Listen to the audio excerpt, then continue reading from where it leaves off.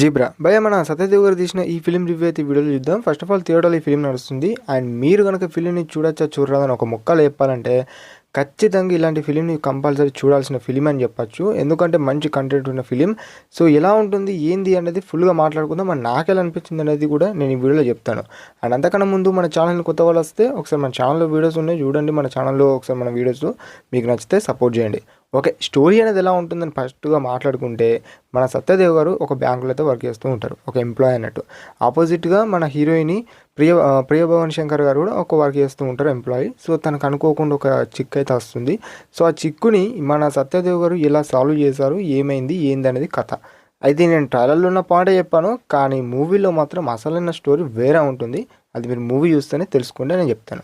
Okay, ఈ zebra అనే meaning మాత్రం అర్థం ఇంకా నాకు తెలియలేదు. సో మీకు తెలుసుంటే ఒకసారి కామెంట్ చేయండి.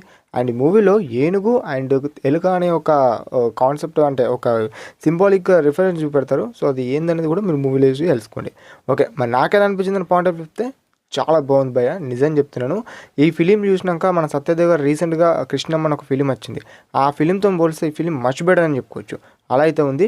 అండ్ ఇక్కడ అండ్ ఆపోజిట్గా ఇక్కడ మన దాలి ధనంజయ్ గారు. సో ఇతను ఎవరు కాదు, మన పుష్ప ఫిలింలో వస్తుంది. ఇప్పుడు డిసెంబర్లో కూడా దిగబోతున్నాడు, మన పుష్ప ఫిలింలో కనిపిస్తున్నాడు. సో ఓకే, ఈ ఫిలింలో మనకు చాలా మంచిగా వాడుకున్నారు ఆపోజిట్గా మన సత్యదేవర్కి.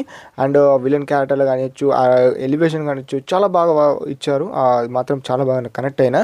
సో ఫిలిం మాత్రం నిజం చెప్తున్నా చాలా బాగుంటుందని చెప్పుకోవచ్చు.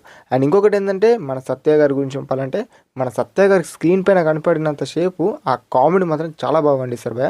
అది ఎక్కడ కూడా డోకలేదు. మీరు మూవీ చూసి ఎలా ఉంటుంది, ఎలా ఉండబోతుంది అనేది మీరు ఊహించుకోండి.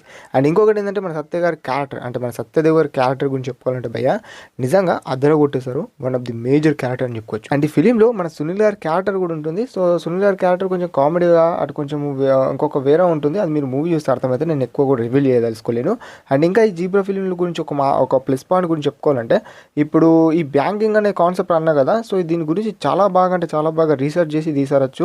సో దీనికి పార్ట్ 2 కూడా ఉంటే బాగుండే అన్నట్టు అనిపించింది. మరి అది ఉంటుందా ఉండదా అనేది మీరు ఒకసారి మూవీ చూడండి, నేను అది చెప్పదలుచుకోలేను. అండ్ ఇంకా ఫిలిం గురించి ఇంకొక ముక్కలు చెప్పాలంటే, one time watchable in theatres అని చెప్తాను. అండ్ మీ ఫ్రెండ్స్తో కానీ ఫ్యామిలీతో కానీ వెళ్ళి చూడండి. బ్రో ఎక్కడైనా బోర్ కలిగించే సీన్స్ ఉన్నాయా అంటే, ఫస్ట్ హాఫ్ అయితే నాకు ఎక్కడ కూడా బోర్ అనిపించలేదు. ఆ ఇంటర్వెల్ సీన్ కూడా చాలా బాగా ట్విస్ట్ ఇచ్చారు అన్నట్టు చెప్పుకోవచ్చు. సెకండ్ హాఫ్ అనేది ఇంకా రీజీగా స్టార్ట్ అవుతుంది. అది మీరు మూవీ చూసుకొని తెలుసుకోండి. బ్రో ప్రతిదీ మూవీ చూసుకొని అంటే ఎక్కడ కూడా చెప్పినా కూడా రివీల్ అవుతుందని ఒక ఛాన్స్తోనే అలా చెప్తున్నా, అది మీరు ఏమనుకోకండి. అండ్ ఇదైతే ఉంటుంది భయ జీబ్రా అనే మూవీ రివ్యూ. అండ్ ఈ వీడియో కనుక మీకు నచ్చినట్టయితే మెకానికల్ రాకీ మూవీ రివ్యూ కూడా మన ఛానల్లో వస్తుంది. సపోర్ట్ చేయండి, సబ్స్క్రైబ్ చేసుకోండి, అండ్ ఛానల్ని షేర్ చేయండి. That's it video. Thanks for watching guys.